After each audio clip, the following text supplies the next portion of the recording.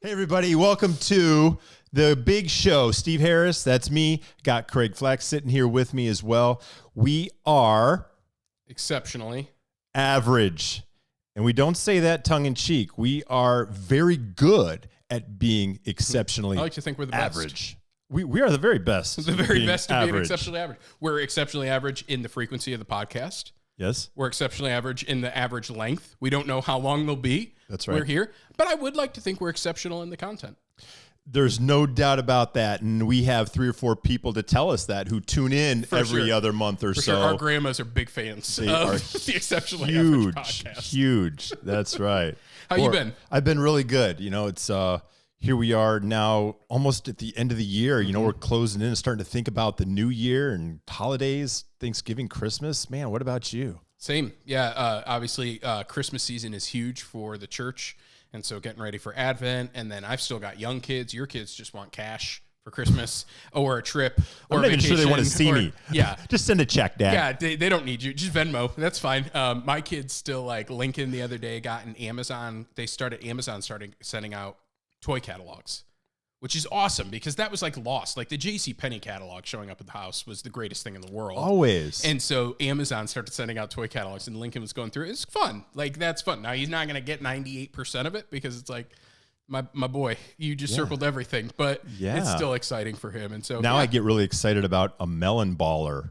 That's really cool. A new kitchen appliance. Oh, yeah. I'm going out and buying fruit right away. Some new protein, a different kind of protein shake, new flavor. Absolutely. There you go. Knock it out of the park. Well, we've got a very interesting program. You know, you and I have been talking about a number of different categories and topics and so forth. And we do things that, quite honestly, if everybody wants a little peek behind the scene, we do things that interest us, right? That we find interesting or entertaining or relevant that are things in our life that we maybe need to address, think about, or we experience, quite honestly. And we're not afraid to share the positives and the negatives. And that's kind of what we have today when we talk about what it means to be a fan.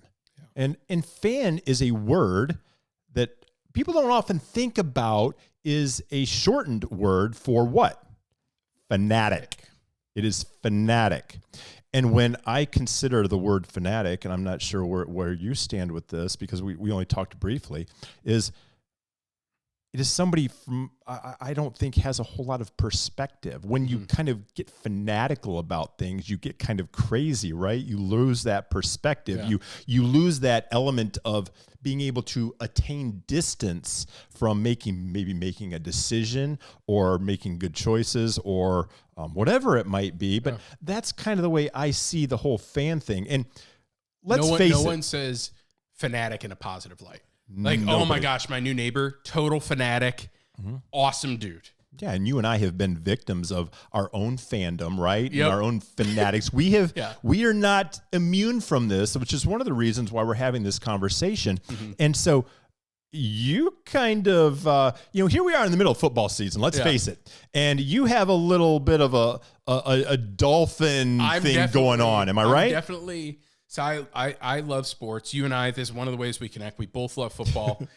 We both really any sport you can put it on. I'm going to enjoy watching it. But my 2 teams are the Ohio State Buckeyes and the Miami Dolphins. Ohio State makes sense. I live in Ohio. People are like, yep, that's the predominant team around here. Makes sense. 9 out of 10 people, except people like you, but you're from Michigan. That's what's going to happen. You're going to root for the team up north.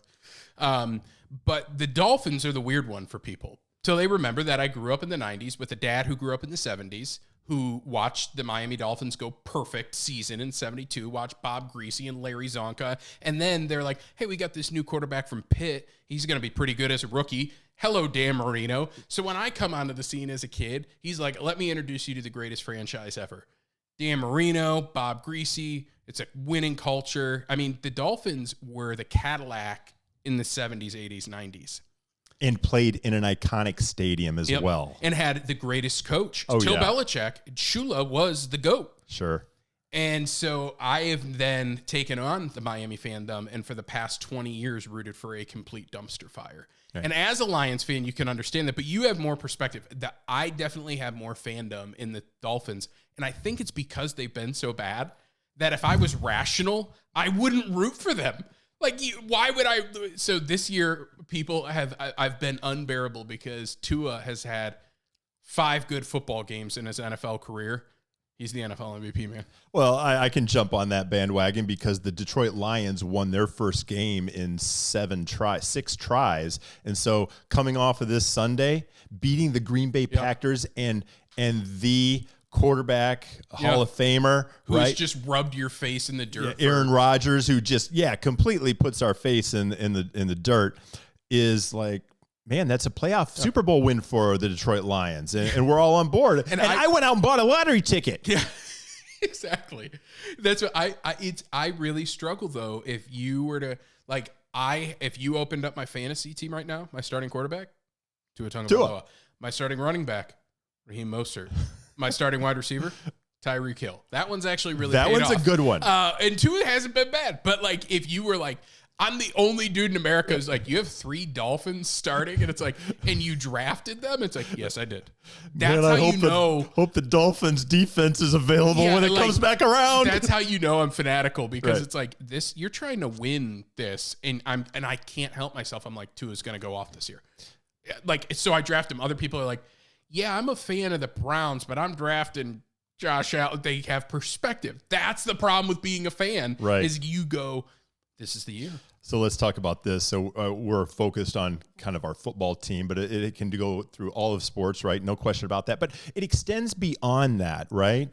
And so when we think about being a fan, it can be many different things. It can be of a character or a movie. I mean, I might have tattoos of Chewbacca all over my body and nobody knows it. And when I go home, I'm wearing a wig around the house. And, I like to think that's a true story. Yeah. There's no video footage of that, and you won't find it if you look. I'm not saying it doesn't exist. However, so we've got movie characters or athletes, let's say. I think of children. What about our kids? Yeah, definitely. Our kids can be a huge place where we can be a fan. But like you said, kids, work, movie, sports, people get obsessed with their country. Yeah, of course. What about an election that we're just coming off, right? People get very hotly contested. And talk about lacking perspective. My guy is the guy. My gal, my party, my team is the only one who can fix this. It makes sense. Mm-hmm. Right. Understand. And I completely agree that it causes this. When we're a fan and we are lacking perspective, it causes this obsession that goes too far, in my opinion. It creates a false connectivity. And when I say false connectivity, in my mind, I think, okay, I am so engaged. I am so connected to my team or this individual, maybe it's my job, maybe it's my pastor, that I cannot see straight. In other words, I can't step back from a situation and make a rational choice as to what is right and what is wrong. In other words, I'm going to defend to the end, and I'm going to go down in flames doing it. Mm-hmm. And it becomes this identifier. Because think about what we are as a nation, or just maybe humanity in general, and tell me if I'm wrong. We are so anxious to connect and belong to something that we go to the ends of the earth to make that happen. And whether it's the Ohio State Buckeyes, whether it's the Toledo Rockets, or whether it's your child or your job, you identify with this, and it becomes who you are. And falsely so, and maybe dangerously so, to the point to where it becomes a psychological detriment. Do you believe that to be true? Yeah, because if you can't see perspective, if you start to lack and be able to think critically about the issue, you could fall in all sorts of traps. I know a lot of our listeners are parents. Let's talk about kids, because this is one I see all the time. That people become fans of their kids. They make their kids into little idols and things. What do you feel like the danger or trap is? Because you've got older kids, but you've been around youth sports. You've been around all sorts of things. Yeah. What's the danger in becoming fans of our kids rather than being parents? That's a great question. I think, first of all, it takes the focus away from what the family unit is supposed to identify as, and that is, as a Christian family, a follower of Christ. Mm-hmm. Okay, so now I'm following my 7-year-old. Yeah. And when I say that out loud, it sounds ridiculous. Look at people's schedules. Yeah. Look at people's bank accounts. I know people who they have organized their entire life around an 11-year-old playing hockey. Mm-hmm. And they work extra hours for the 11-year-old to play hockey. But that means, and again, there's nothing wrong with having to work extra, but they don't see their family as much, so that the 11-year-old can play hockey, or that they skip worship for 4 months in a row because they're going to be ball tournaments. And it's like, but that's what the kid wants to do. Right. And the kid drives it. And the parents, maybe me or maybe you, for instance, we start to identify with this baseball player because that's what we wanted for ourselves when we were 12 years old. Your kids played sports. Right. They were good athletes, both of them. Did you ever struggle with that perspective of like becoming a fan versus like being able to still think critically? Oh, dude, that was my turning point. Yeah.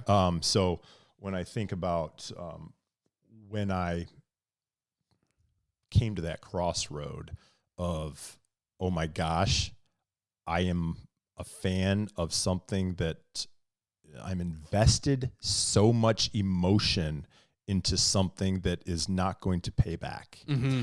And I'll give you an example.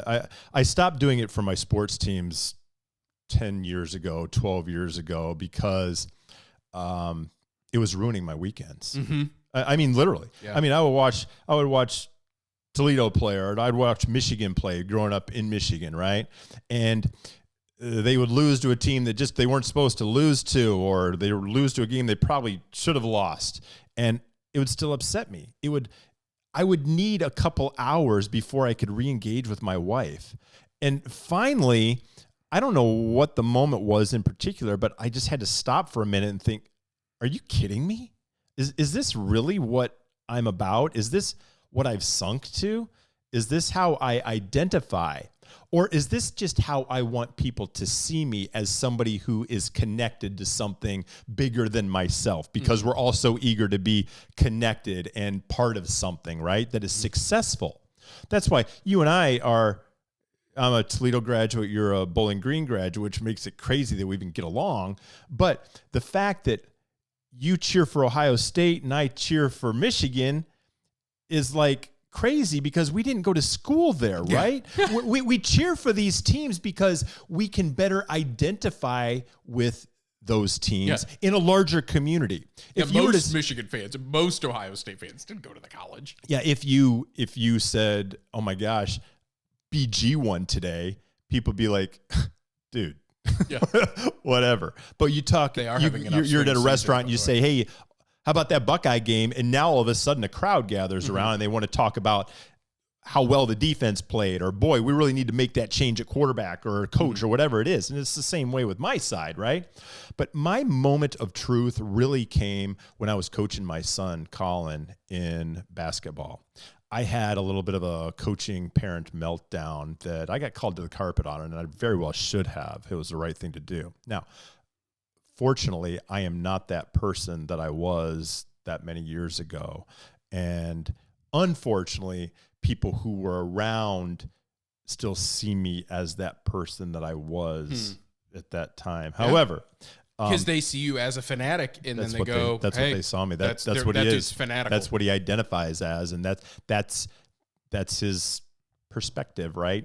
We've all had that friend that it's like, I'm not watching the game with them. That dude's nuts. Yeah. Crazy. Yeah.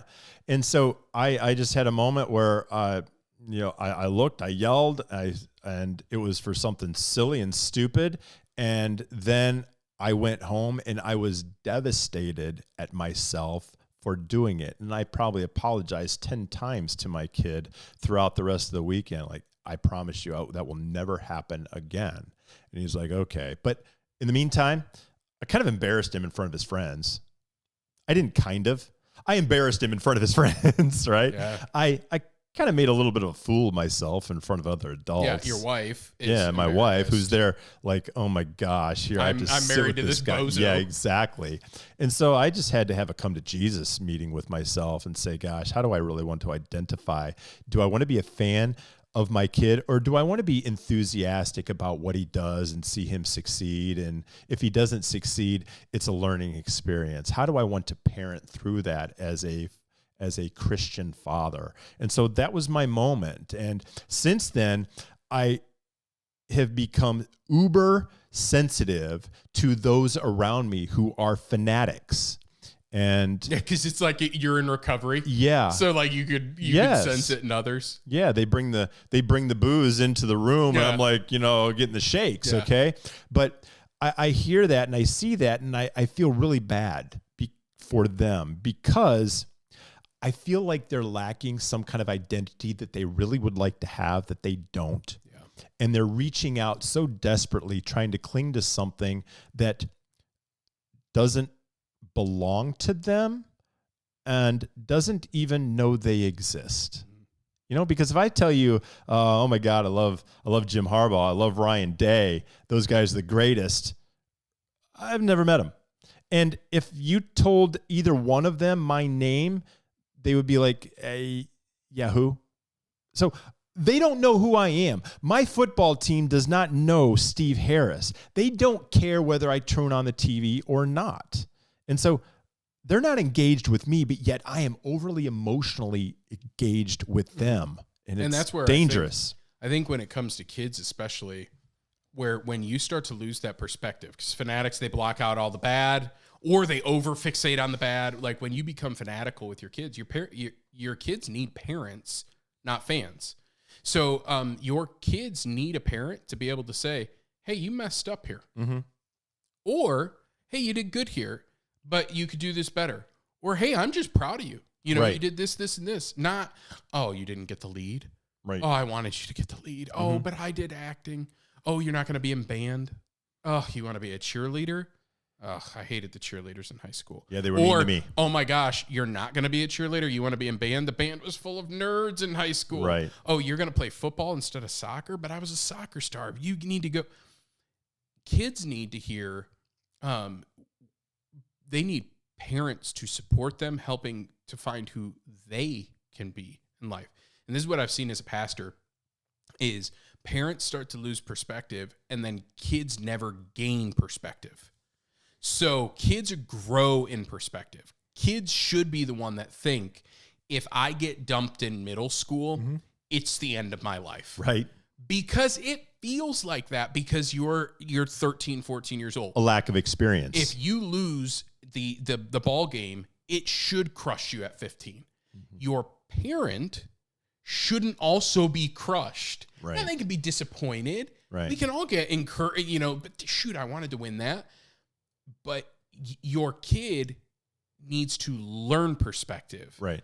And one of the ways they learn perspective is from their parent. This is how I've seen this play out with my own kid.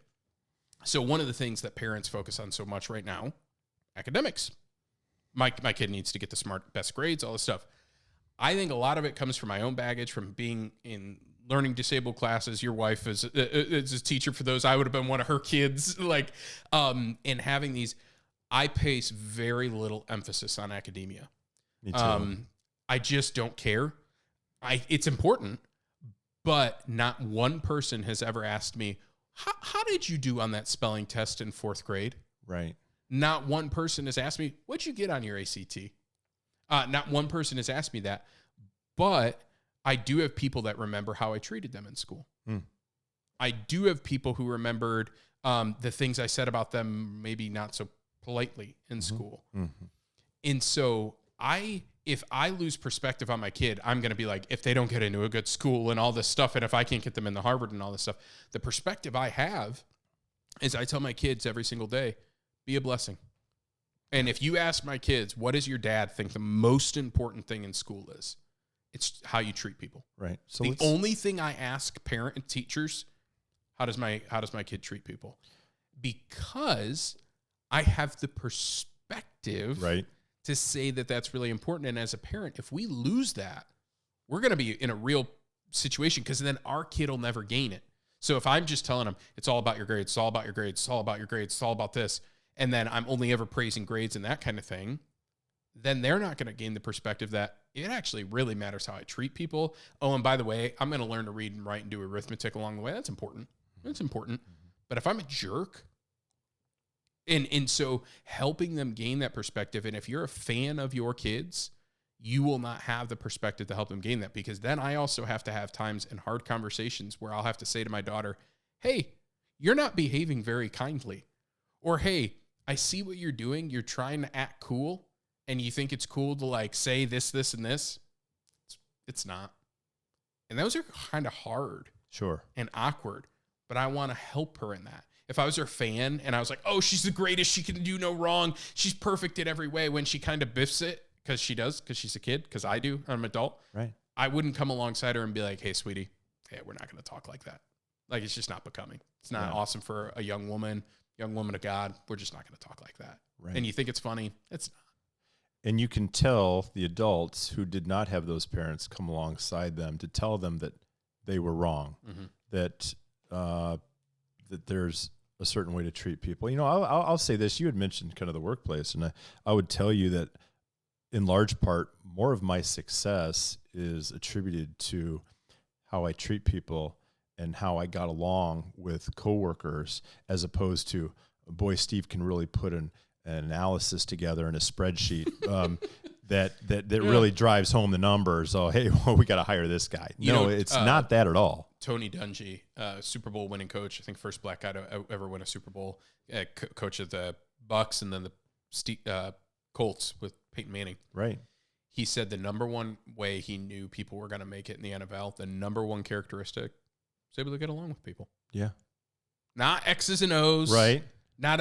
Could get along with anyone. People coachable. Liked being with you. Right. That's because they had the perspective of like, oh, if this guy's a jerk, you better be Bill Belichick. Right. There's like a few guys that get to be a jerk. They're that good. The rest of us, average Joes, exceptionally average, you better be nice. Yeah. You better be kind. But if you don't ever have someone teach you that because you're the greatest thing in the world and you're so puffed up, and same thing with kids, if your kids, there are kids that are devastated, that are average athletes because they've been treated like they were D1 prospects. And you saw this in coaching. I sure did. They had the nicest Jordans, the nicest Nikes. Mom and dad they took basketball coaching and all this stuff. And their game was trash. Right. And they couldn't accept that.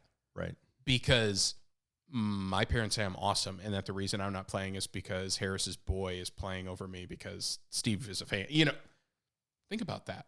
Yeah. I think your wife's a teacher. I'm sure she could, but she can't tell all the stories she has. But of parents that have lost perspective of, so my kid's failing. What's the teacher doing wrong versus what's my kid doing That's wrong? a fan of your kid, and you're setting them up for failure. Mm-hmm. You're setting them up for false rewards, because they begin to pursue this identity that you have built up.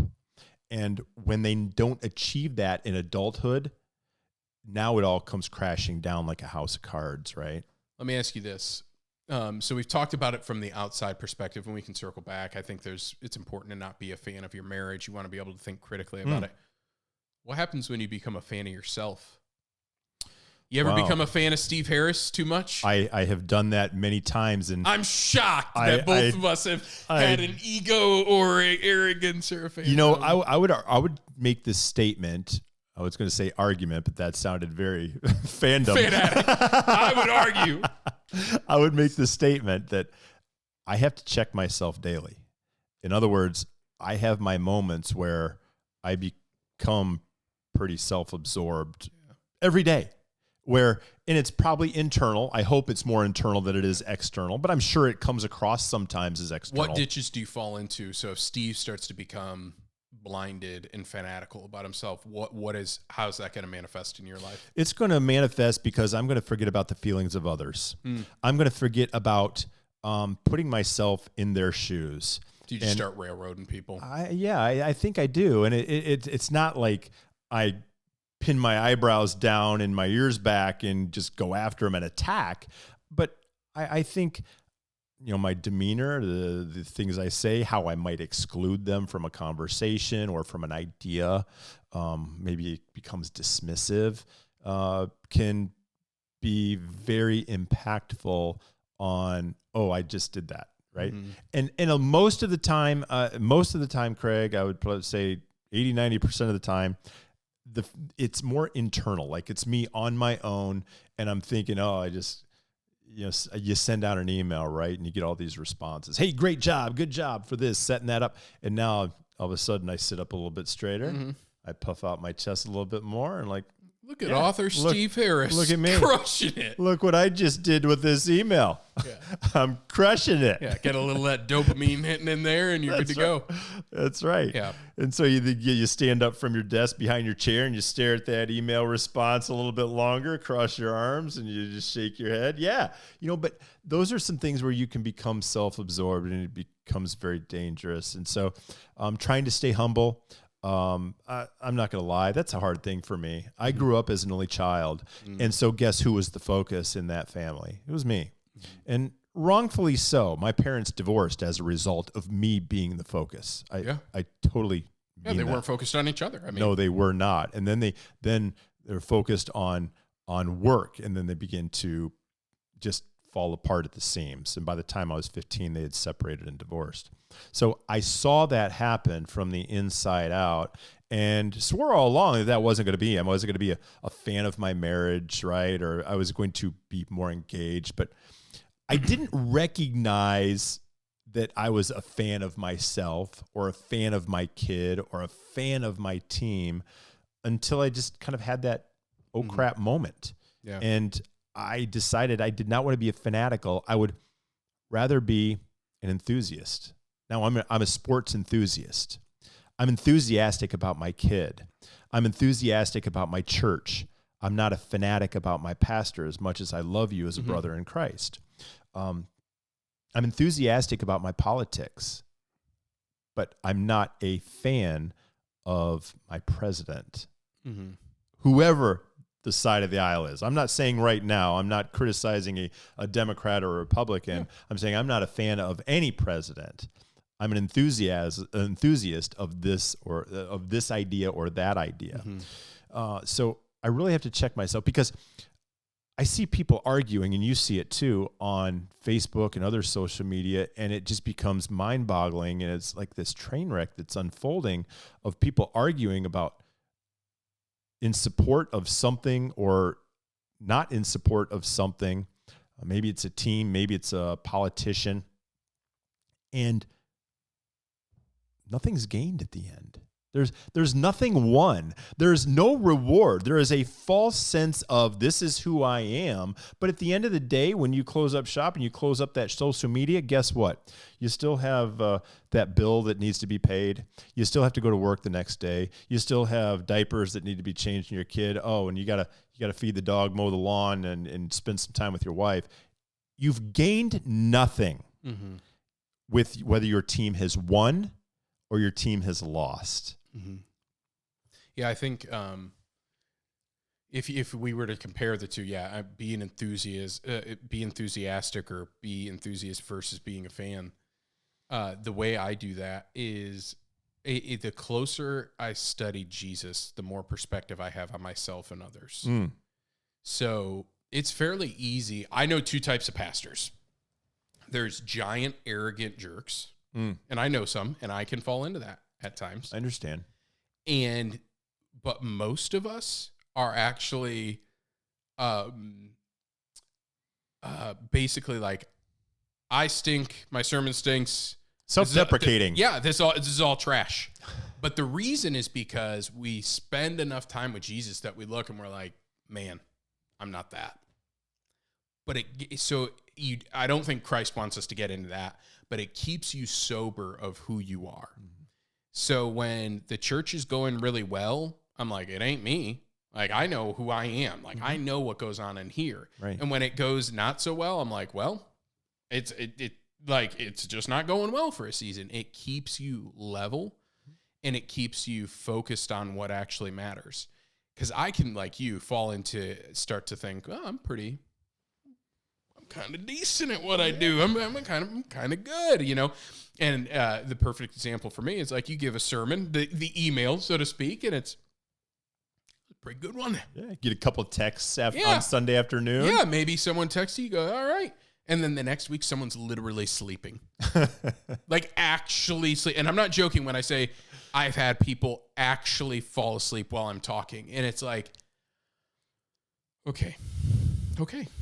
You know, okay, that person's sleeping. I hope they have a nice nap. I hope they're praying, and they're just praying very deliberately with their eyes closed. But that kind of thing keeps you humble, and you are a far better pastor, and I'm a far better person when I stay more in that, like, you know what? If I give a good sermon, to God be the glory. If I give a bad one, to God be the glory. Like, it is about him. It is about that. And that's where I think people can learn to have that perspective.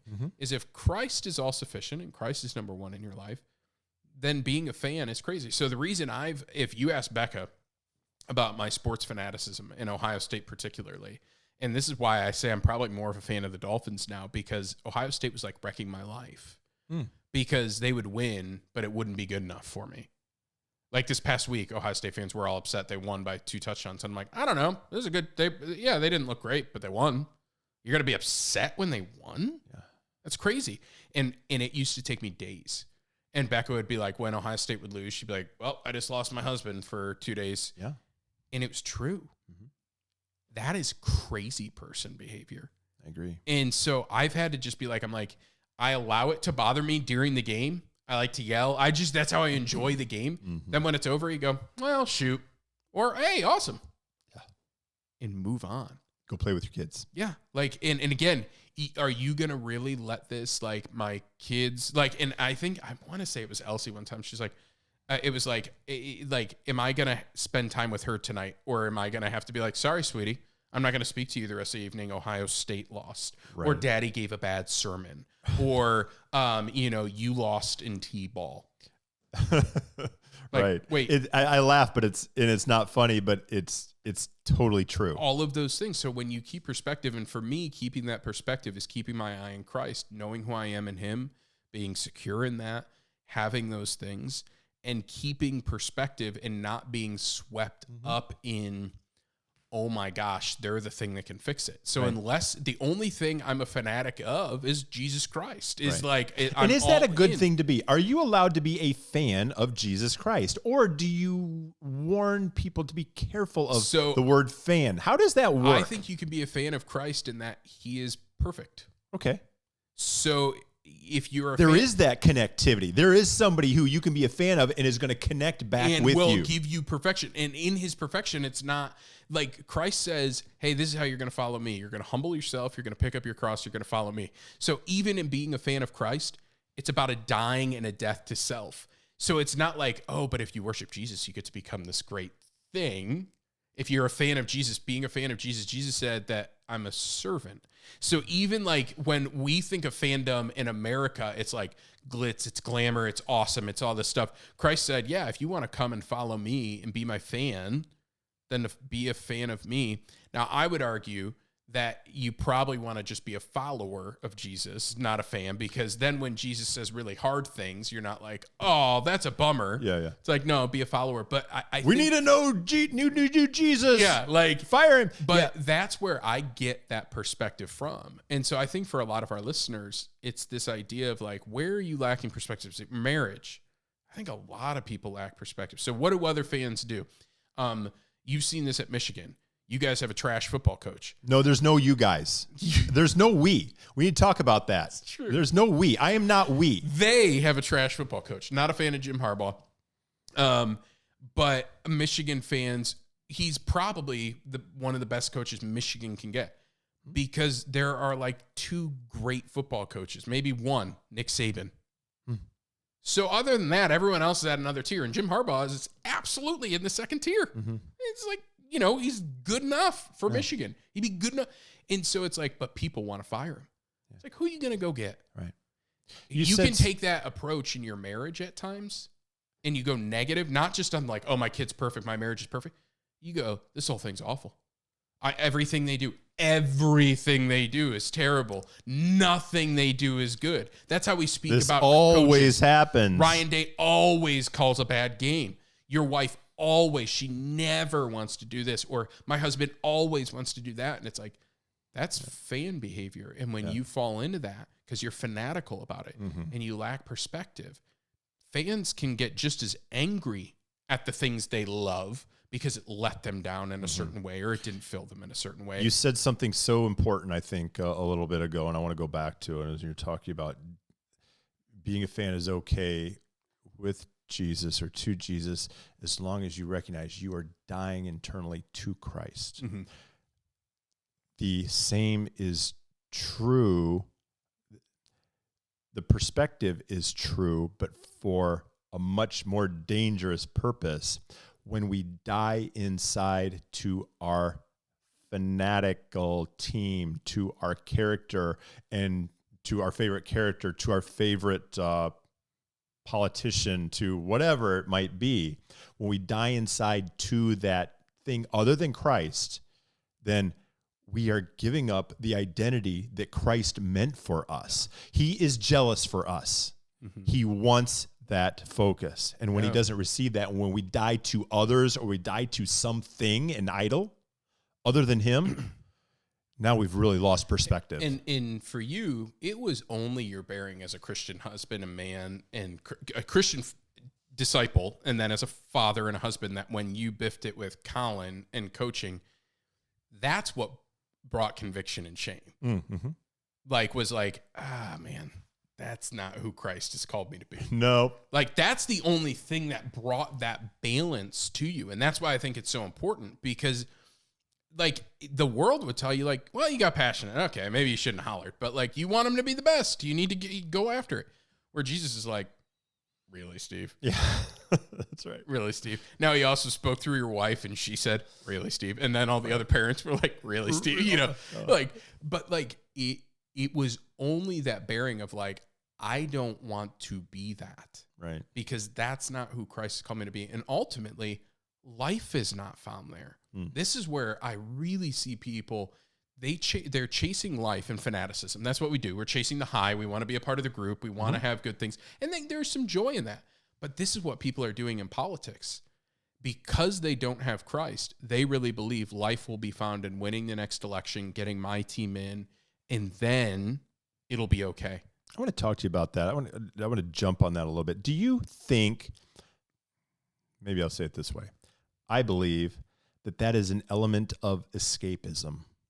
Think about our sports teams and our what we are a fan of, what we're fanatical about, where we lose perspective. We are trying to, what was the word that I used? It's escapism. We're trying to escape from maybe a real world that we're not comfortable with. Yeah. And we're trying to create a world that we want to identify with and we want others to recognize in us. And when that doesn't happen, what a big letdown. But realistically, that's why we follow a favorite team or a favorite person or politics, is because we want to identify with that. We escape to that reality versus the one that we are living in. Agree? Yeah. And then when it lets us down, it crushes us. Right. So if my life or identity is Donald Trump or Joe Biden, when they let me down, they can't even admit reality. Right. Of like, Donald Trump didn't lose. Right. Well, it's like, no, he did. Yeah, and you might even prefer him, but he lost, and that's okay. Elections happen sometimes, but no, it did not. No, that didn't happen. There's Democrats who've done the same thing. They did it when Donald Trump won. He didn't win. The Russians helped him. Right. Well, it's like, no, they didn't. Right. Stop. He won. Like, we saw it on both sides. And why couldn't they do that? Because their escape, their thing that they were being a fan of, they couldn't accept the reality that my team would lose to Donald Trump. Right. Or 4 years later, my team would lose to Joe Biden. There's this like, I can't escape to that reality now. And so you have to look in the mirror. And so looking in the mirror is sobering. You had that after Colin. I've had that on am I really going to let Ohio State destroy like my whole life, or am I really going to, that kind of thing? When you have to look in the mirror and you can't have that escape, you can either do one of two things. You can walk away or you double down. Yeah. And what do most people do? Double down. Fire the coach. Right. It's not that I'm taking this too obsessively. I mean, think of just even, again, I know if our listeners don't like sports, there are people who have given millions of dollars to sports programs to buy out a coach's contract because they want him fired. Right. That's insane. Right. That you would care that much. Well, they identify so much with that team, and that they can't just walk away because the team's let them down. So a grown, mature adult will go, well, hey, it's just a game. I'll go focus on other things that bring me life or that are valuable. And I'm a millionaire, so I'll go help people and use this money for good. Instead, they're like, hey, write the $10 million buyout. I'm a booster. Yeah, get them out of there. Moving on. My fandom is going to be towards a new thing. Or lack of perspective. And again, politics, in 2 years, we'll find the better candidate. Next time we'll win the election. You're already seeing that with Republicans. It wasn't as good of an election night as they wanted. We're going to get better candidates next time. Democrats, they lost some seats. It's because we're going to do better in 20. It's always the next most important election of our lifetime. Because otherwise you'd have to go, oh, maybe I lack perspective.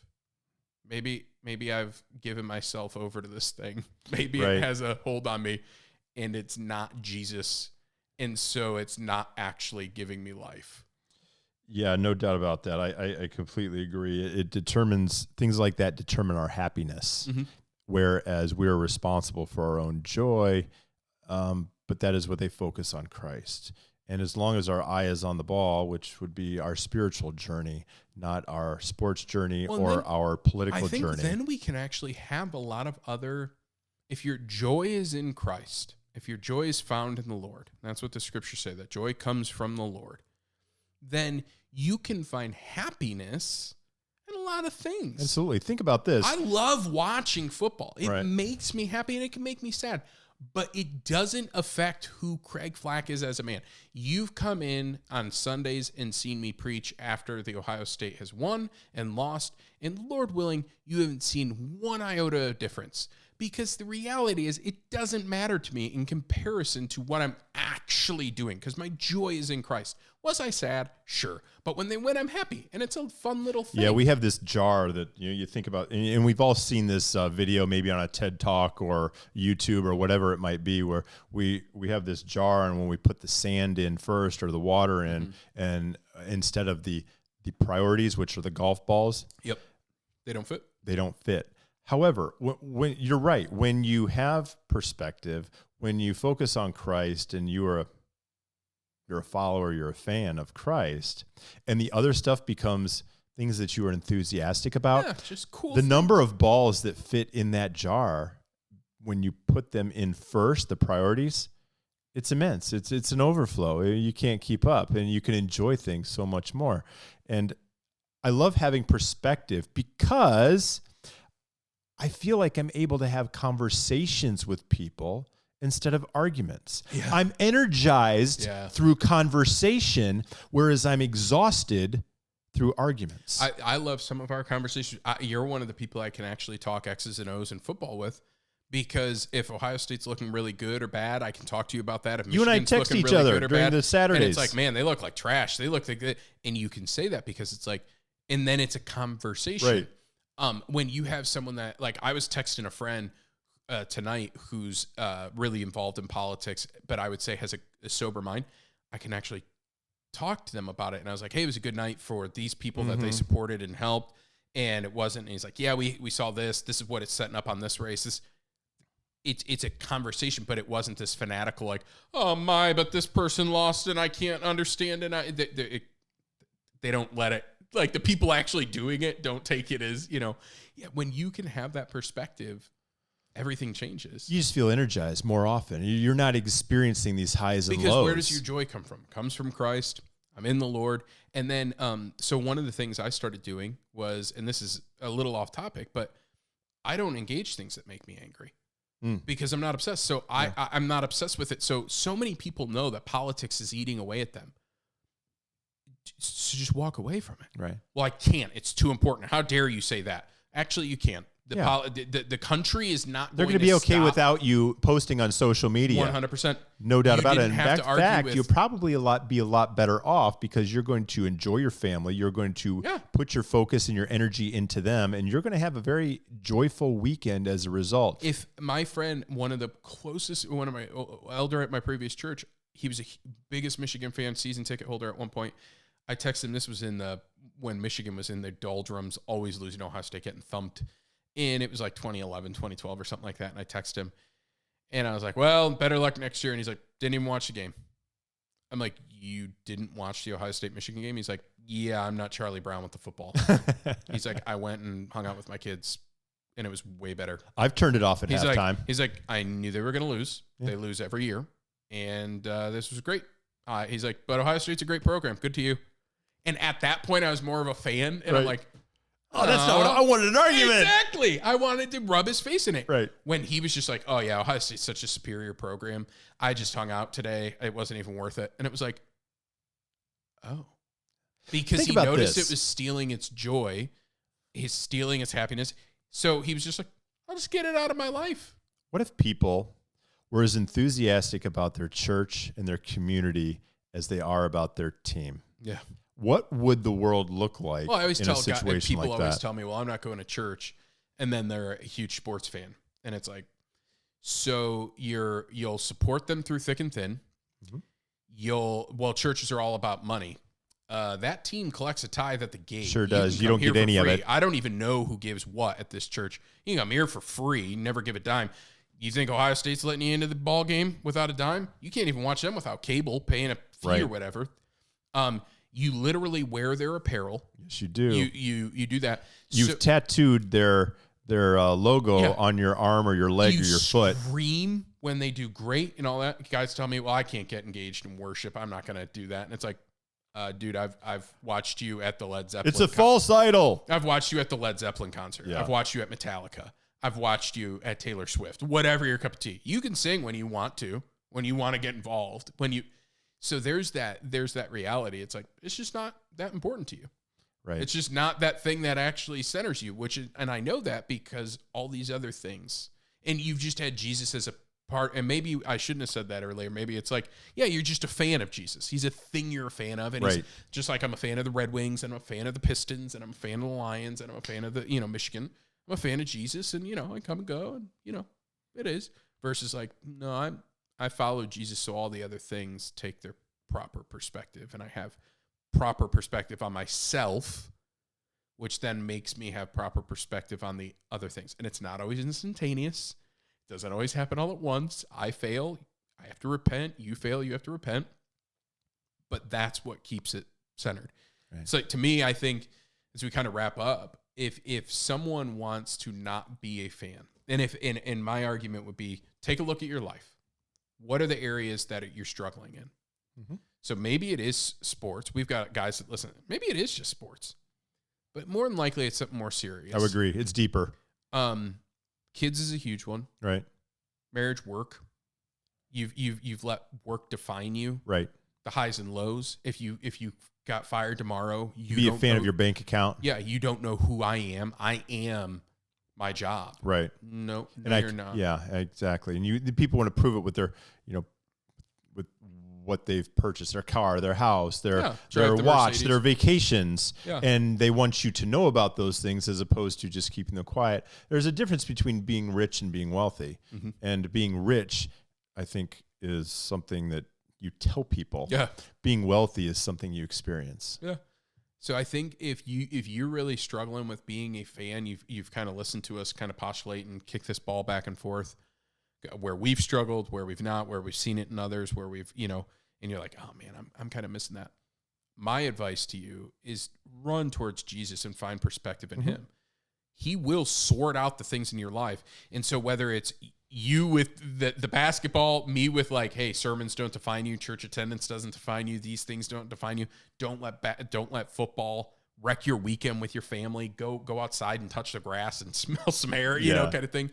He will sort those things out. And when you follow him, and it comes by saying, you are not the end all be all.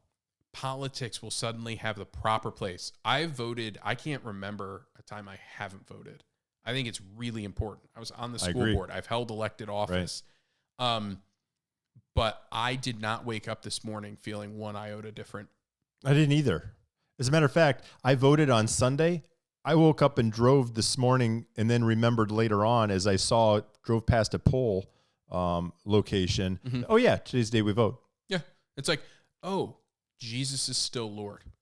So everyone else, Jesus wasn't on the ballot, so everyone else is going to be a broken human. Right. We'll try and pick the policies that best move life and flourishing forward. We'll try and do the best there. But at the end of the day, it's good.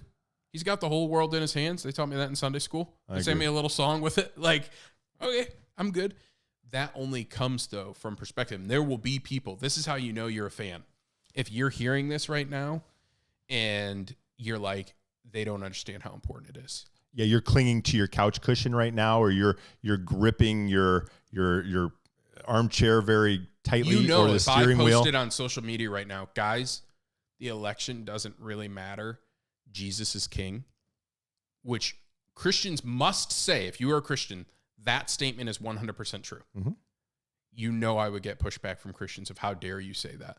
This election matters because of A, B, C, and my team didn't get this, and the other team now has this, and because of that. So if you have any area of your life, if I would have looked at you, at your kids, and tell you, hey, little Timmy, kind of a jerk, and you can't hear that, like, hey, your son doesn't treat people with respect. Your son worships football, and and he has no perspective. Or, hey, your son's not that good. We had a real problem with that when our kids were growing up because, you know, we did gain that perspective, and we were very much disciplinarians for our kid, not in a negative way or a mean way, but in a, hey, we're going to follow these boundaries. We're going to keep it. We're going to roll. If we don't roll strikes, we're at least going to knock a few pins down. We're not going to roll gutter balls. Okay. And there were a lot of, let's face it, Mercer County is a very heavily based community for alcohol, right? No question about that. And parents seem to be okay, many of them, with their kids underage drinking. It's just, hey, it's one of those things. It's what we do, right? That's becoming a fan of your kid. And you're creating this false sense of accomplishment and reward. Everyone's got a party. I remember those days. Yeah, you go live the dream. He's going to do it outside of my house. He might as well do it in my house. You know, I can't believe how many times I heard that. Yeah. And the fact that we did not allow our kid to go off into those kind of parties, or we really monitored those instances. We were not awesome parents, right? No time did my kids look at me and say, hey, man, thanks for keeping me from that party. Great job. Good job. Now they do. Mm-hmm. Now they look back and they tell me, boy, what a terrible past some of these kids went on, some of their what they thought were their friends that are now no longer part of their lives. And it's going to happen. I'm just telling the truth. And so you move on and you see things from a different perspective. You stop becoming a fan of the things and parents becoming a fan of their kids. You can see a lot of that and how things kind of unfold later on in life. Last thought I'll say, and then any closing thoughts you have. If you want to grow in an area, find someone who's not a fan of you and ask them for advice. So find someone that's friendly with you. Like, I'm not saying go find someone that hates you, but if you want to grow in an area, don't ask a fan. Mm-hmm. And we all have people that are fans of us. Maybe it's your mom. Right. Maybe it's your dad. Maybe it's your grandma. And so if I would have asked my grandma, Graham, what do you think I need to do? She would have been like, sweetie, you are perfect. If I asked my mom, you're too skinny. Yeah. Like, you know, if I asked that, there are people in this church that if I said, hey, I don't feel like I'm doing real good, they'd go, oh my gosh, don't say that. You are the best. You've never, and if I want to get gassed up, I go to them. But if you want to find out where you're struggling, don't ask a fan. Right. Go ask a friend. Fantastic. And a friend can actually come and say, because if I came to you and said, Steve, I feel like I messed this up, you would say, no, I don't think you did. Or, yeah, I actually can see how I feel like you failed. You know what I would want to know? I would want to tell me why you think that. Yeah. And let's talk about that. But if you felt I did, great. Yeah. And if you didn't, but it wouldn't change. I still love you. I still care about you. but yeah, I can talk about it. So if you want to find that, go find someone who isn't a fan of you who can speak honestly to you. Good Any point. kind of closing thoughts or kind of wrap up for folks? No, I don't think so. Other than, fan is short for fanatical, and fanatics lack perspective. And when we don't have perspective, we don't make good decisions. We don't follow what Christ is meant for us in the big picture of things. And when we want to gain perspective, all of a sudden everything becomes so much more clear, and it becomes so much more bright. It's more joyful. It's a better experience all the way around. You don't experience those peak highs. You experience them more often, but you don't get to those lowest of lows, right? You keep a pretty even keel, and you want to bring people along from that perspective. And I think that's a beautiful thing. And I want people to identify as a follower of Christ, as a father, as a husband, as maybe a wife or whatever it might be, not as I'm the biggest Michigan football fan. That's how they introduce themselves, right? Mm-hmm. Boy, that pretty shallow. Mm-hmm. And I want more for people. I want them to want more for themselves. Amen. But Tua is going to win the MVP. Yeah, and Jared Goff is going to be Super Bowl MVP. Is it possible for the Dolphins and the Lions to play in the Super Bowl? Are they? You got the Lions in the NFC. I'm studying Revelation right now. I'm pretty sure that's the fourth horse of the apocalypse. If the Browns or Dolphins or Lions actually make it to the Super Bowl, that's it, my man. It is. You'll have a full church if the Lions and the Browns ever play in a Super Bowl. The Bengals went last year. If the Lions or Browns went this year, worship better be packed. Oh, you will never hear the end of me too. I will warn you for that. Well, this was a great topic, brother. Sure was. Let's do this again soon. We'll talk with our friends soon. Thanks for listening. Good job. Yeah, I think that was helpful.